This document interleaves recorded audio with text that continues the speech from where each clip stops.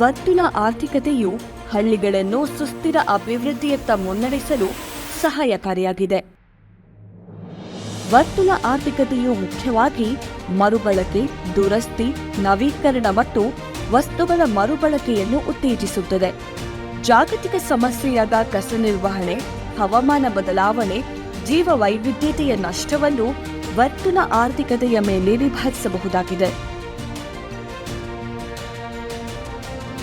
ಹಳ್ಳಿಗಳನ್ನು ಕಸಮುಕ್ತ ಮಾಡುವಲ್ಲಿ, ಸ್ವಚ್ಛ ಸುಂದರ ಪರಿಸರ ನಿರ್ಮಾಣ ಮಾಡುವಲ್ಲಿ ಸರ್ಕಾರವು ತ್ಯಾಜ್ಯ ನಿರ್ವಹಣೆಗಾಗಿ ವರ್ತುಲ ಆರ್ಥಿಕತೆಯ ಮಾದರಿಯನ್ನು ಬಳಸುತ್ತಿದೆ.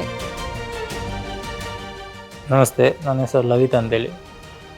ನಾನು ಮಂಗಳ ರಿಸೋರ್ಸ್ ಮ್ಯಾನೇಜ್ಮೆಂಟ್ ಪ್ರೈವೇಟ್ ಲಿಮಿಟೆಡ್ ಸಂಸ್ಥೆಯ ಸದಸ್ಯನಾಗಿ ರಾಮನಗರ ಜಿಲ್ಲೆಯ MRF ಘಟಕದಲ್ಲಿ ಪ್ರಾಜೆಕ್ಟ್ ಮ್ಯಾನೇಜರ್ ಆಗಿ ಇಲ್ಲಿ ವರ್ಕ್ ಮಾಡ್ತಿದ್ದೇನೆ.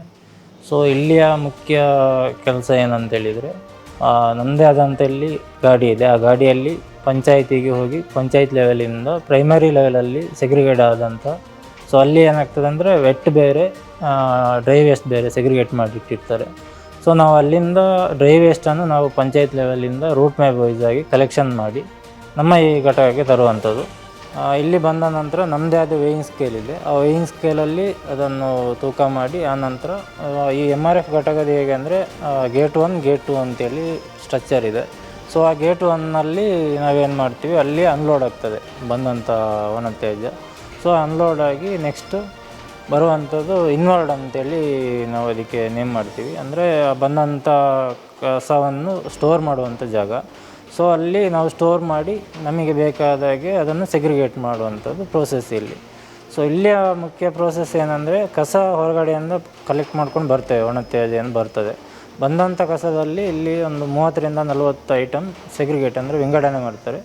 ವಿಂಗಡಣೆ ಆಗಿ ನಂತರ ಅದು ಬೇಲಿಂಗ್ ಪ್ರೋಸೆಸ್ ಆಗ್ತದೆ. ಬೇಲಿಂಗ್ ಅಂದರೆ ನಿಮಗೆ ಕಂಪ್ರೆಸ್ ಆಗ್ತದೆ. ಅದು ಮೆಟೀರಿಯಲ್ ಕಂಪ್ರೆಸ್ ಆದ ನಂತರ ಅದನ್ನು ಬೇಲಿಂಗ್ ಏರಿಯಾದಲ್ಲಿ ಸ್ಟೋರ್ ಮಾಡ್ತೀವಿ. ಆನಂತರ ಸರ್ಟೈನ್ ಇವಾಗ ರೀಸೈಕ್ಲ್ ಇಂಡಸ್ಟ್ರಿಗೆ ಅದನ್ನು ನಾವು ಡಿಸ್ಪ್ಯಾಚ್ ಮಾಡ್ತೇವೆ. ಎಲ್ಲ ಹಳ್ಳಿಗಳ ಮುಖ್ಯ ಸಮಸ್ಯೆ ಎಂದರೆ ತ್ಯಾಜ್ಯ ನಿರ್ವಹಣೆ. ಒಂದು, ನಮ್ಮ ಜನರು ಒಣಕಸಕ್ಕೆ ಬೆಂಕಿ ಹಾಕುತ್ತಾರೆ, ಇಲ್ಲ ಜಲಮೂಲಗಳಿಗೆ ತೆಗೆದುಕೊಂಡು ಹೋಗಿ ಎಸೆಯುತ್ತಾರೆ.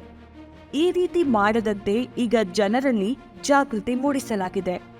ಮನೆಗಳಿಂದ ಸಂಗ್ರಹಣೆಯಾದ ಕಸವನ್ನು ನಿರ್ವಹಣೆ ಮಾಡುವಲ್ಲಿ ಸಮಗ್ರ ಘನತ್ಯಾಜ್ಯ ನಿರ್ವಹಣಾ ಕೇಂದ್ರಗಳು ಪ್ರಮುಖ ಪಾತ್ರ ವಹಿಸುತ್ತವೆ. ಈ ಮೂಲಕ ಕಸಮುಕ್ತ ಹಳ್ಳಿಗಳನ್ನು ನಿರ್ಮಿಸಲು ಅನುಕೂಲವಾಗಿದೆ.